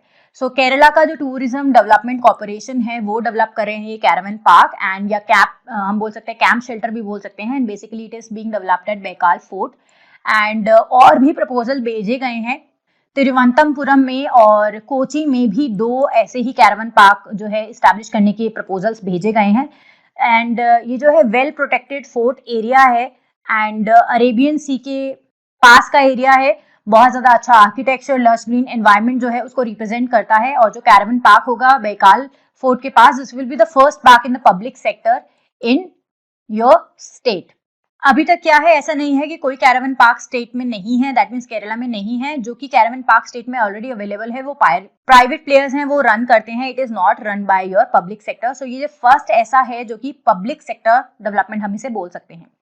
Now let's talk about Baikal fort. Basically ये करसोरगढ़ डिस्ट्रिक्ट केरला में लोकेटेड है, लार्जेस्ट केरला का हम इसे फोर्ट बोल सकते हैं। एंड 17th सेंचुरी में बनाया गया था। शिवप्पा नायका जो कि केलाड़ी डायनेस्टी को बिलोंग करते हैं उन्होंने बनवाया था। एंड ये फोर्ट ने बहुत ज्यादा राइज एंड फॉल देखा है, सेवरल डायनेस्टीज देखा है। In the end it was under the control of kingdom of Mysore. And fort ऐसे अपीयर होता है, अगर स्ट्रक्चर की बात करें, कि जैसे वो सी से इमर्ज हो रहा है। 3/4 of its exterior is in contact with water, जैसे कि बोला अरेबियन सी के साथ कॉन्टैक्टेड है। एंड इंपॉर्टेंट फीचर की अगर बात करें तो सबसे इंपॉर्टेंट फीचर इस फोर्ट का है water tank and flight of steps leading to observation tower build by Tipu Sultan. Then fort's zigzag entrances and surrounding trenches reveal the defensive strategy of the fort. There are holes on the outer walls which are designed to defend the fort effectively from the naval attacks. जो upper holes है, they are meant for the aiming at the farthest targets, whereas the lower holes below the striking as enemy nearer and lower holes to attacking enemy closest to the fort. So you can see holes भी ऐसे design किए गए हैं कि अलग अलग purpose हैं, जो upper holes हैं and जो lower holes हैं उनका। And the fort solid construction जो है वो रिजेंबल करता है Thalassery fort and Saint Angelo fort जो कि कन्नौर में बिल्ड किया गया था बाय डच पीपल से। So this was all about Baikal Fort. Now let's move on to the health section and understand basically TB कैसे इम्पैक्ट करता है एल्डरली लोगों को और कैसे हमें नीड है एज रिस्पॉन्सिव टीबी केयर की। जैसे कि हमने पहले भी डिस्कस किया, ये बहुत ज़्यादा आजकल न्यूज़ में चल रहा है कि इंडिया जो है, इंडिया का फ्यूचर की अगर बात करें तो एल्डरली पॉपुलेशन बहुत ज़्यादा होने वाली है। 2011 की अगर बात करें तो इंडिया की पॉपुलेशन ओवर 60 की अगर बात करें तो सिर्फ 9% थी एंड 2030 की अगर बात करें तो ये इंक्रीज हो गई 12.5% होने वाला है, एक्सपेक्टेड है। एंड ट्यूबरक्लोसिस की अगर बात करें, इसे अगर हमें एसोसिएट करना है तो ट्यूबरक्लोसिस जनरली जो है 25 लाख इंडियंस को हर साल अफेक्ट करता है, जिसमें से 1000 लोग एवरी डे मरते हैं टीबी की वजह से। एंड इंडिया का जो नेशनल टीबी प्रेवलेंस सर्वे है जो 2021 में हुआ था, उसमें ये भी रिवील किया गया था कि जो 55 साल की ऊपर की एज ग्रुप होता है उनमें 588 पर 1 लाख पॉपुलेशन जो है वो अफेक्टेड होती है टीबी से। जो कि बहुत ज़्यादा हायर है than overall average of the nation which is 316। That means जो एल्डरली लोग हैं या अबव 55 एज के जो लोग हैं वो ज़्यादा इम्पैक्ट होते हैं टीबी से। Now let's understand basically TB elderly लोगों को इम्पैक्ट कैसे करता है। देखिए, जो ओल्डर लोग होते हैं उनमें ये बोला गया है कि बहुत सारी अदर प्रॉब्लम्स होने की वजह से या कोमॉर्बिडिटीज उनको होती हैं या कॉम्प्लिकेटेड मैनेजमेंट होता है लोगों का, कुछ चैलेंजेस ऐसे हैं जिनकी वजह से टीबी जो है एल्डरली में ज़्यादा पाया जाता है। So first thing is delayed और मिस्ड डायग्नोसिस। देखिए, जो टीबी के सिम्टम्स होते हैं जैसे कफ है, फटीग है, वेट लॉस है, ये सब जो है मिस्टेकन किए जाते हैं विद अदर डिजीजेस सिम्टम्स, क्योंकि ओल्ड एज में ऐसे सिम्टम्स बहुत ज़्यादा कॉमन सिम्टम्स होते हैं। तो इसकी वजह से risk of having a TB बढ़ जाता है। पहले तो अगर किसी इंसान को टीबी है और उसके जो सिम्टम्स हैं वो कॉमन सिम्टम्स की तरह दिखते हैं तो उसका डायग्नोसिस डिलेड हो जाता है या मिस्ड हो जाता है, जिसकी वजह से जो बोलते हैं रिस्क जो है टीबी का वो बढ़ जाता है और अडल्ट से एज कम्पेयर टू रिस्क उनका बहुत ज़्यादा होता है। कॉम्प्लिकेटेड टीबी मैनेजमेंट इन एल्डरली। कॉम्प्लिकेटेड हम इसलिए बोलते हैं क्योंकि अगर डायग्नोस हो भी गया तो टीबी का मैनेजमेंट एल्डरली पीपल में बहुत ज़्यादा डिफिकल्ट है, क्योंकि उन्हें कोमॉर्बिडिटीज होती हैं जैसे डायबिटीज़ है, हाइपरटेंशन है, एक्सेट्रा, और हायर पिल काउंट बहुत ज़्यादा होता है जिसकी वजह से साइड इफेक्ट्स बढ़ सकते हैं। हेल्थ सिस्टम की अगर बात करें तो इरेगुलर ट्रीटमेंट या पुअर आउटकम्स होने की वजह से डेथ भी बहुत लोगों की हो जाती हैं। तो health system and individual level दोनों ही लेवल पे प्रॉब्लम है। Then access to health services. जो ओल्डर लोग होते हैं, पर्टिकुलरली अगर ओल्डर विमेन की बात करें, स्पेसिफिक चैलेंजेस फेस करते हैं हेल्थ सर्विसेज को एक्सेस करने के लिए। रूरल एरियाज हुए, हिली एरियाज हुए, यहाँ तो बहुत ज़्यादा स्ट्रगल हो जाता है क्योंकि एल्डरली लोग जो हैं बहुत ज़्यादा चल नहीं सकते हैं, ट्रैवल नहीं कर सकते हैं। तो उनके लिए transportation is also a problem कि वो कैसे, अगर फैसिलिटीज अवेलेबल भी हैं तो एक्सेस नहीं कर पाते हैं और रिलायबल इंफॉर्मेशन उनके पास अवेलेबल नहीं होती है। लिमिटेड सोशल नेटवर्क होते हैं जिसकी वजह से एल्डरलीज को और ज्यादा प्रॉब्लम होती है। Then lack of infrastructure. For example health care services उन्होंने एक्सेस भी कर ली, वो हॉस्पिटल भी आ गए, उन्होंने चेकअप्स भी करवाने हैं, लेकिन इंफ्रास्ट्रक्चर रिलेटेड चैलेंजेस बहुत ज्यादा हैं एट गवर्नमेंट लेवल, क्योंकि एल्डरली एसोसिएटेड इंफ्रास्ट्रक्चर नहीं है, सिटिंग अरेंजमेंट्स इतने प्रॉपर नहीं है, रैम्प्स नहीं है, क्योंकि कुछ लोग होते हैं जो एल्डरली होते हैं और स्टेयर्स क्लाइंब नहीं कर सकते हैं। तो प्रॉपर इंफ्रास्ट्रक्चर नहीं होने की वजह से भी लोग हॉस्पिटल नहीं जाना चाहते हैं। Then lack of nutrition food. देखिए, जो बहुत सारा पॉपुलेशन इंडिया में ऐसा है इन जनरल अगर देखा जाए तो जिनके पास न्यूट्रिशियस फूड की अवेलेबिलिटी नहीं है। एंड न्यूट्रिशियस फूड जो है, एक रिपोर्ट आया था, टीबी को रिकवर करने में बहुत ज़्यादा हेल्प करता है। मेल न्यूट्रिशन की वजह से टीबी जो है बढ़ता है एंड अगर आप न्यूट्रिशन फूड लेते हैं तो टीबी की रिकवरी में आसानी होती है। लेकिन एल्डरली पॉपुलेशन, क्योंकि उनके पास कोई इनकम नहीं है, बहुत सारा एल्डरली लोग जो इंडिया में ऐसे हैं जिनके पास कोई सहारा नहीं है, they live in old age homes etcetera, तो उन लोगों को न्यूट्रिशियस फूड अवेलेबल नहीं है। तो ये 5 मेजर रीजंस हैं जिनसे बोल सकते हैं कि एल्डरली को बहुत ज़्यादा टीबी इम्पैक्ट करता है और डेथ रेट भी बहुत ज़्यादा है। तो हमें एज रिस्पॉन्सिव केयर सिस्टम जो बनाना है उसके लिए हमें क्या करना पड़ेगा। सबसे पहला, एक हमारा जो आज की डेट में मॉडल है वो है डिजीज स्पेसिफिक या वर्टिकल केयर प्रोग्राम्स पे हम काम करते हैं। इससे हटके हमें होलिस्टिक केयर मॉडल्स की तरफ जाना होगा जिससे कि वो रिड्यूस हो पाए the need of elderly to interact with multiple providers and facilities. Holistic care models में क्या होगा, वो एक ही जगह पे एक्सेस कर सकते हैं सारी चीजें, तो वो करवाना बहुत ज्यादा जरूरत है। देन हमें capacity building among health professionals की बहुत ज़्यादा नीड है और एट ऑल लेवल्स, ताकि कि जो इम्प्रूव्ड क्लिनिकल अंडरस्टैंडिंग है टीबी की वो जनरेट करी जा सके स्पेसिफिकली एल्डरली के केसेस में, और मल्टीपल मॉर्बिडिटीज जो एल्डरली को होती हैं उनको बेटर तरीके से मैनेज किया जा सके। देन केस फाइंडिंग्स जो कि केसेस होते हैं एल्डरली के अमंग टीबी के केसेस होते हैं, उनके केसेस को स्टडी किया जाना चाहिए कैसे कि हम इम्प्रूव कर सकें इफेक्टिव स्पूटम कलेक्शन को in cases of elderly, transportation system को कैसे बेटर कर सकते हैं, मोबाइल डायग्नोस्टिक वैन्स कैसे बना सकते हैं, एक्टिव केसेस को फाइंड करने के लिए क्या क्या और चीज़ें इंप्रूव करी जा सकती हैं। तो ये केस फाइंडिंग से हमें और ज़्यादा लर्न करने की ज़रूरत है। Then technical and operational protocols को जनरेट करने की ज़रूरत है जिससे कि क्लियर गाइडेंस एंड डायग्नोसिस के रिलेटेड या ट्रीटमेंट के रिलेटेड दिया जा सके। स्पेसिफिकली जैसे अगर एग्जाम्पल की बात करें तो एक्सट्रैक्शन प्रोटोकॉल्स क्या है, कॉम्प्रिहेंसिव असेसमेंट ऑफ कोमॉर्बिडिटीज क्या है, ड्रग डोजेज एडजस्टमेंट क्या होनी चाहिए इन केसेस ऑफ एल्डरली, इन सब की क्लियर इंस्ट्रक्शंस होने चाहिए। देन सोशियो इकोनॉमिक नीड्स जो है उन्हें एड्रेस करने की बहुत ज़्यादा ज़रूरत है। जैसे एल्डरली जो लोग होते हैं वो, उनके लिए हर बार बाहर जाना, अपनी मेडिसिन परचेज करना एक्सेट्रा बहुत डिफिकल्ट हो जाता है। तो लोकल केयर गिवर्स होने चाहिए, डोर स्टेप डिलीवरी होनी चाहिए मेडिसिन की, age responsive peer support system होना चाहिए, काउंसलिंग होनी चाहिए ओल्डर लोगों के लिए, उनकी फैमिली के लिए कि कैसी सिचुएशन को हैंडल करना है।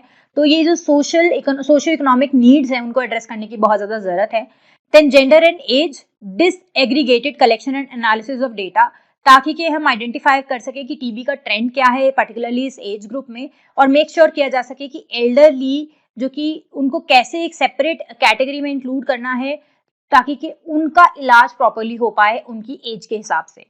Then collaboration with health care system, क्योंकि अभी क्या है एल्डरली फ्रेंडली नहीं है हमारा हेल्थ केयर सिस्टम, तो उसे बिल्ड करने के लिए हमें हेल्थ सिस्टम में बहुत ज़्यादा कोलैबोरेशन की जरूरत है at each and every level.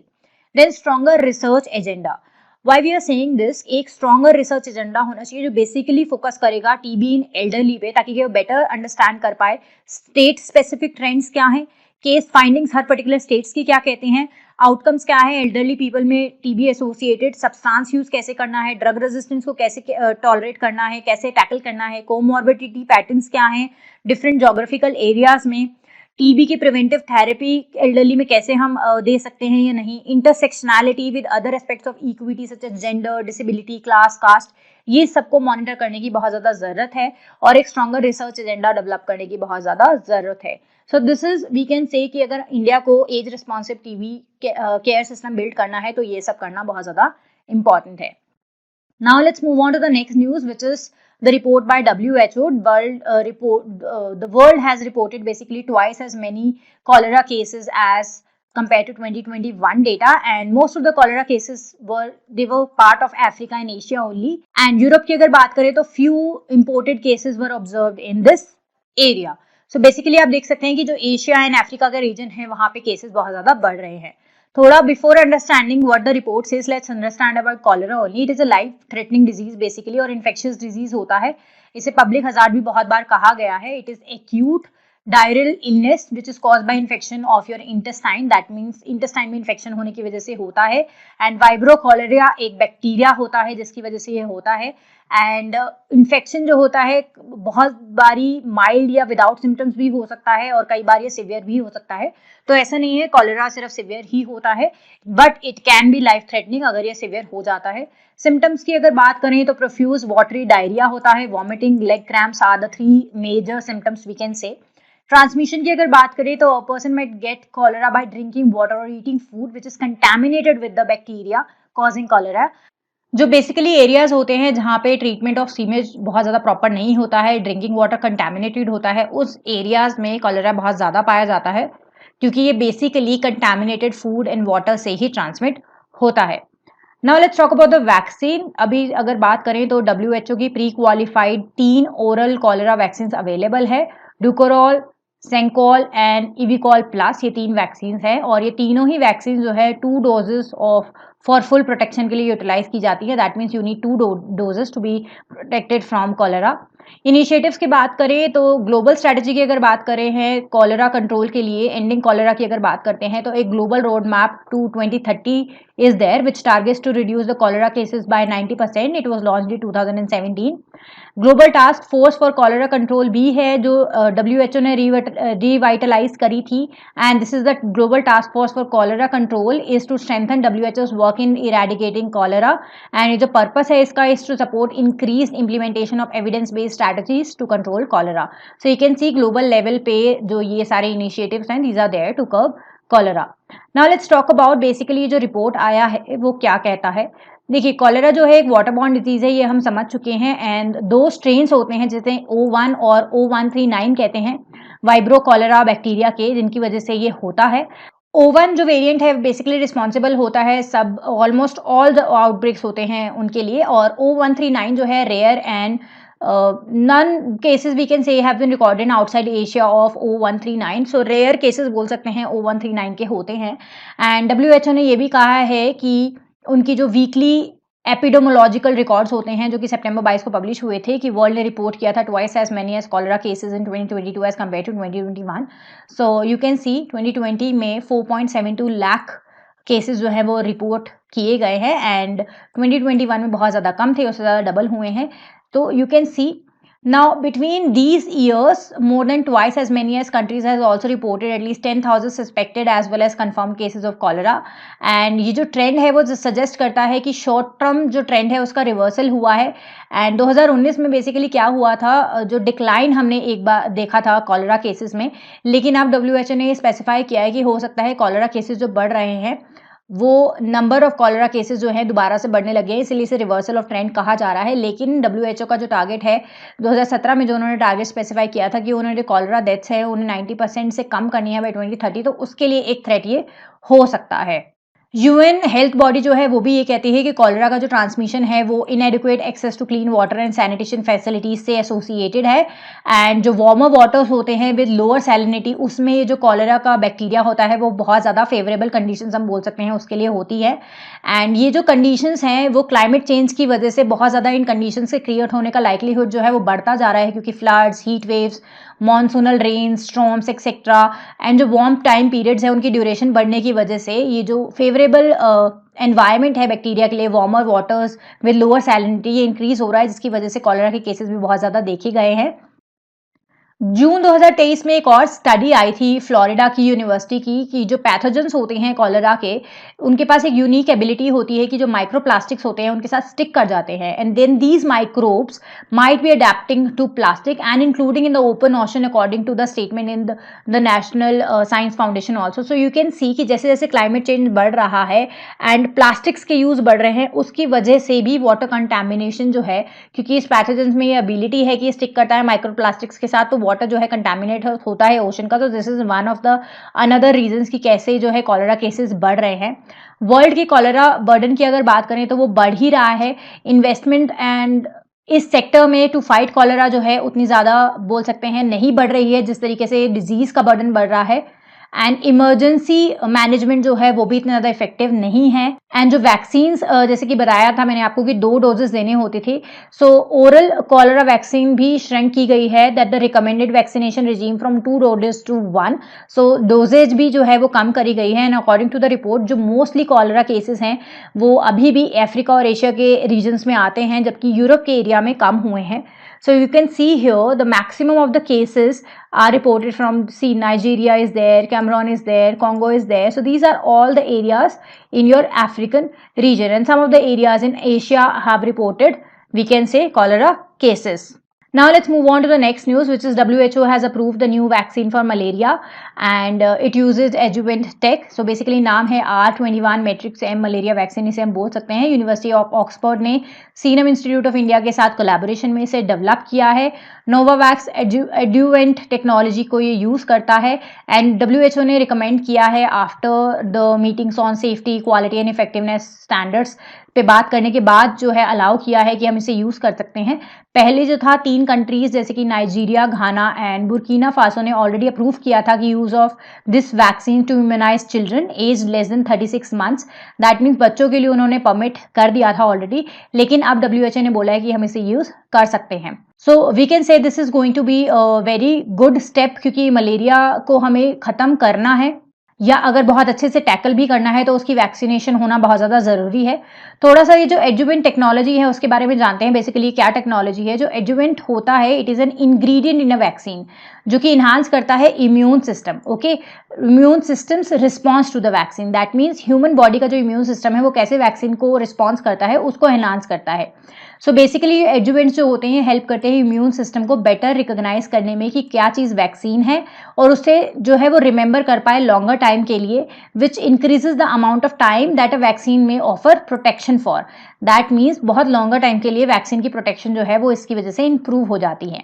जो मैट्रिक्स एम एडजुवेंट होते हैं it is derive from saponins जो कि नेचुरली ऑकरिंग कंपोनेंट होता है जो बार्क ऑफ कोइलेजा सेपोर्निया ट्री जो कि चिली में पाया जाता है उसमें मिलते हैं, और हिस्टोरिकली मेडिकल यूजेस के लिए या मेडिसिनल यूजेस के लिए इस पेड़ को यूज़ किया जाता है, इसके बाग को यूज़ किया जाता है. इसके एविडेंसेस पहले भी हैं.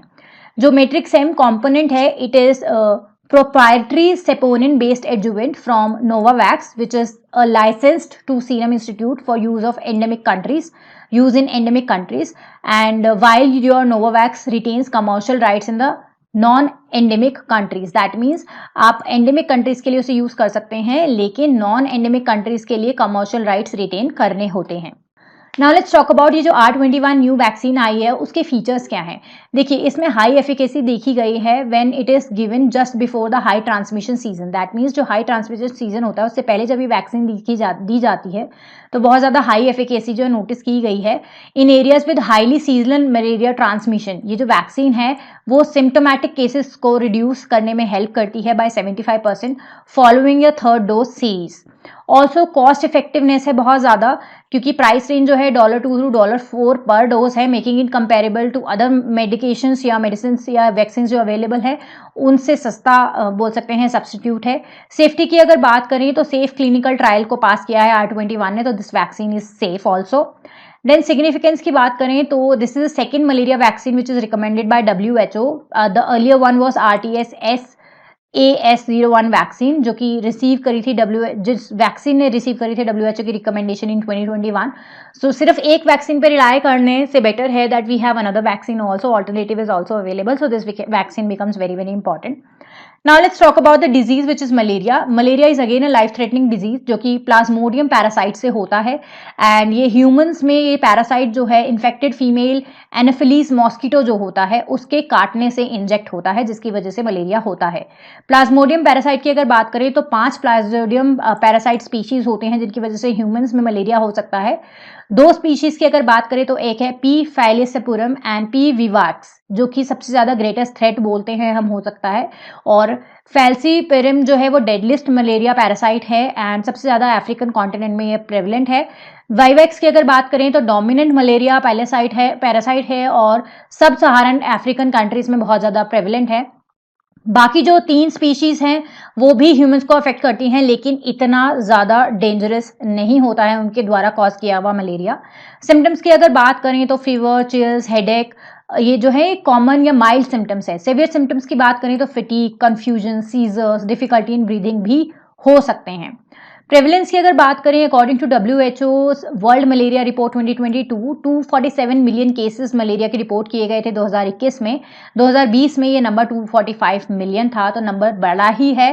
ट्रॉपिकल कंट्रीज में सबसे ज्यादा पाया जाता है। 4 अफ्रीकन कंट्रीज की अगर बात करें तो उनमें सबसे ज्यादा cases that is half of the entire world wide cases वही मिलते हैं, जैसे कि Nigeria, Democratic Republic of Congo, Tanzania and Nigeria. These are the 4 we can say countries, African countries जहां सबसे ज्यादा मलेरिया के केसेस पाए जाते हैं।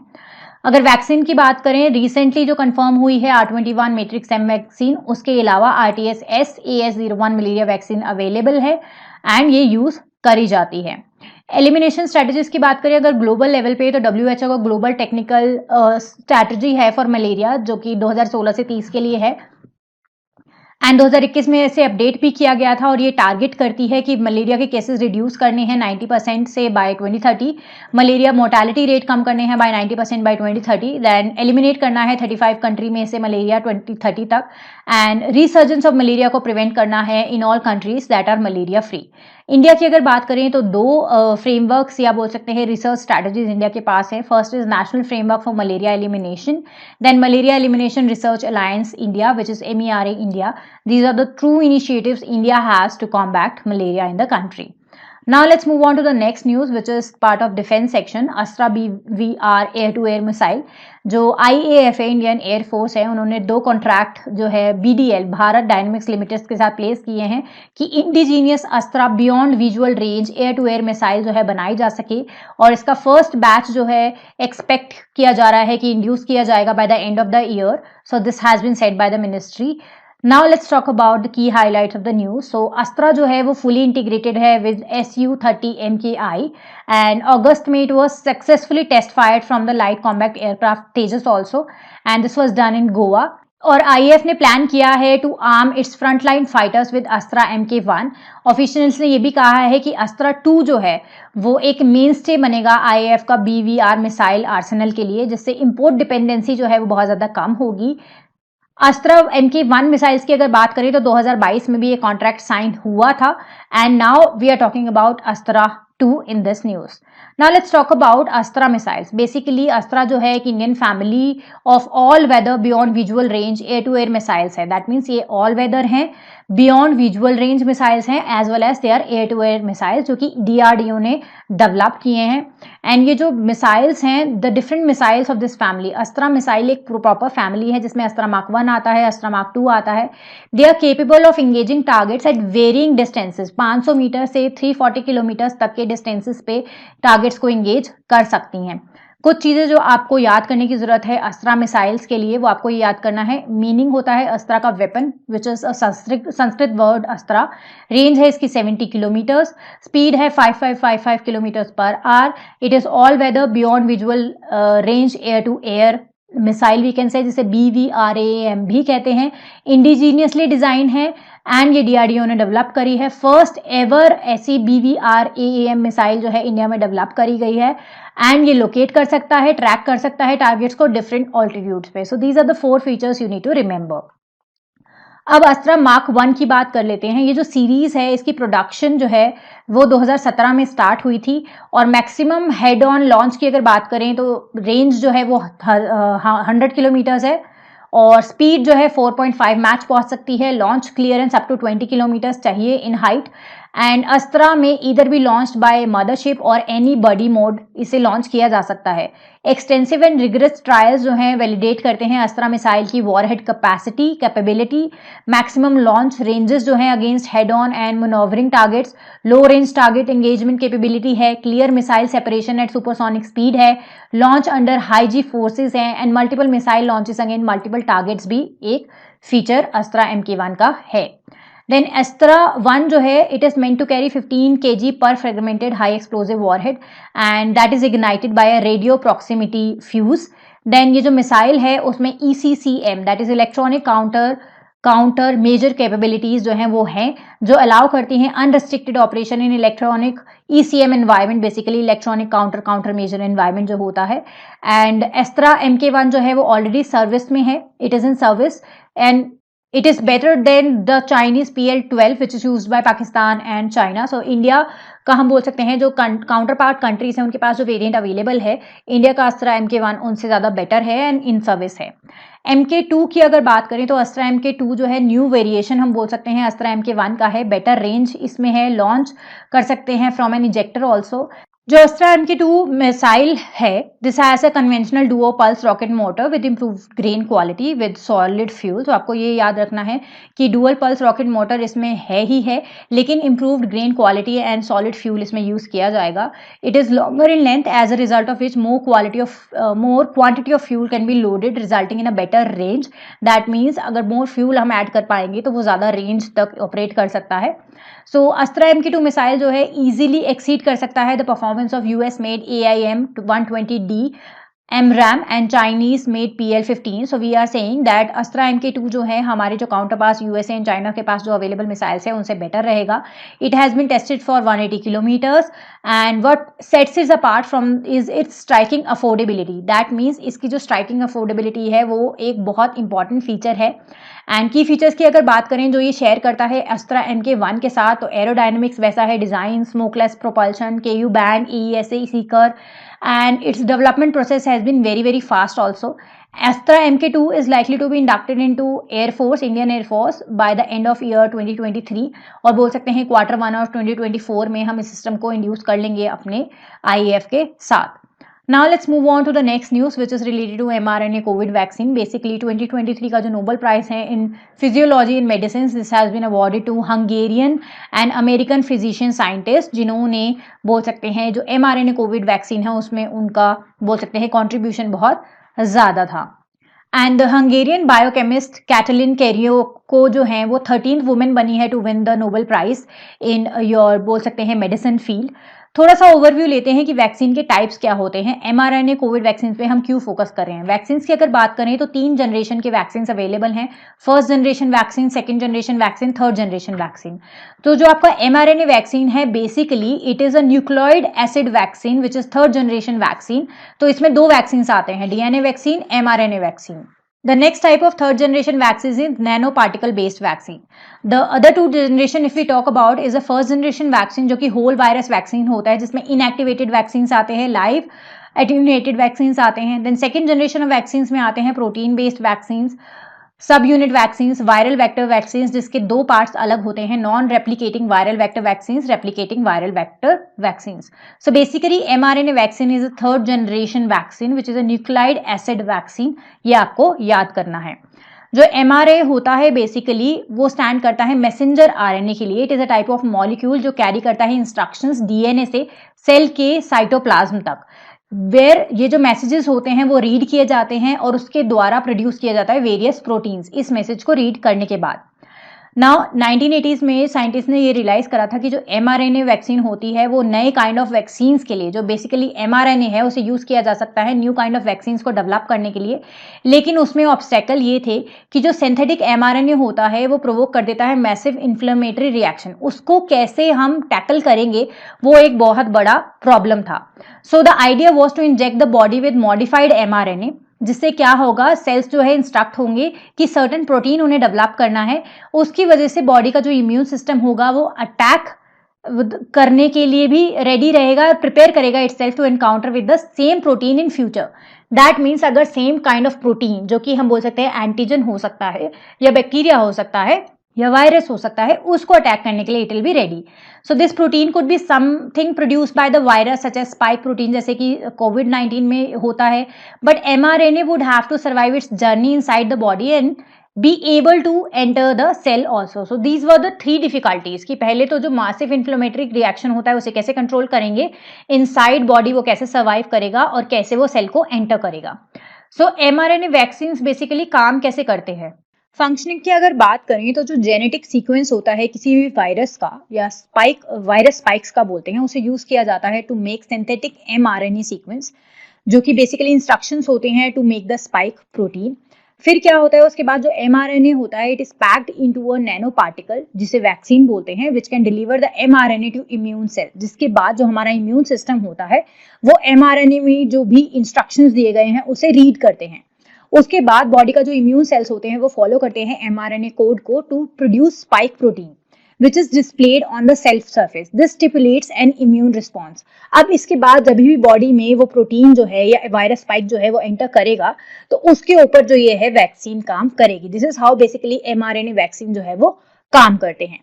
Now let's talk about mRNA vaccine और ट्रेडिशनल वैक्सीन में अंतर क्या है. कंपोनेंट्स की अगर बात करें तो mRNA जो है बेसिकली ब्लूप्रिंट ऑफ प्रोटीन से बनाए जाते हैं. माइक्रोबियल प्रोटीन और इनएक्टिव माइक्रोब जो है ट्रेडिशनल वैक्सीन में यूज किए जाते थे. प्रोडक्शन की अगर बात करें तो mRNA वैक्सीन की प्रोडक्शन जो है फास्टर है क्योंकि mRNA molecules are easier to produce and traditional vaccine थोड़े स्लोअर पेस पे प्रोड्यूस करी जाती है क्योंकि वो डिफिकल्ट टू प्रोड्यूस होती है and right type of protein को प्रोड्यूस करना थोड़ा डिफिकल्ट होता है. प्रोसेस की अगर mRNA वैक्सीन की बात करें तो components are injected into the arm and serve as instructions for the body to make microbial protein, whereas in traditional vaccines जो components होते हैं they are made in a lab then injected into arm to stimulate immune response of your human body. So this is the basic difference in component production and process followed by mRNA vaccine and traditional vaccines. Advantages की अगर बात करें तो mRNA vaccine जो होती है वो safe consider करी जाती हैं, नॉन इन्फेक्शियस होती हैं, नॉन इंटीग्रेटिंग इन नेचर होती हैं, degraded by standard cellular mechanisms होती हैं, तो ये सेफ है basically. And they're highly efficacious because their inherent capacity of being transferable into a protein structure inside the cell cytoplasm. Okay, so translatable होती हैं ये into a protein structure और inherent capability बहुत ज़्यादा अच्छी होती है, इसलिए इसे highly efficacious भी कहा जाता है. एडिशनली mRNA वैक्सीन जो होती है वो फुली सिंथेटिक होती है, उनके लिए कोई होस्ट की ग्रोथ की रिक्वायरमेंट नहीं होती, जैसे एग्स, बैक्टीरिया एक्सेट्रा की जरूरत नहीं होती है और इसीलिए ये क्विकली मैन्युफैक्चर किए जा सकते हैं, इनएक्सपेंसिवली मैन्युफैक्चर किए जा सकते हैं एंड इनकी अवेलेबिलिटी को अच्छे से इंश्योर किया जा सकता है, एक्सेसिबिलिटी को अच्छे से इंश्योर किया जा सकता है जब हम मास वैक्सीनेशन ड्राइव्स की बात कर रहे हैं एट सस्टेनेबल बेसिस. तो ये 3 मेजर एडवांटेजेस हैं mRNA बेस्ड वैक्सीन के, इसीलिए mRNA बेस्ड वैक्सीन को डेवलप करना आज की डेट पे बहुत ज्यादा इंपॉर्टेंट कंसिडर किया जाता है. So this was it for this weekly update video. I hope आपको सारे न्यूज बहुत अच्छे से समझ आए होंगे, कॉन्सेप्ट क्लियर हुए होंगे. सो this is it for this video. Thank you.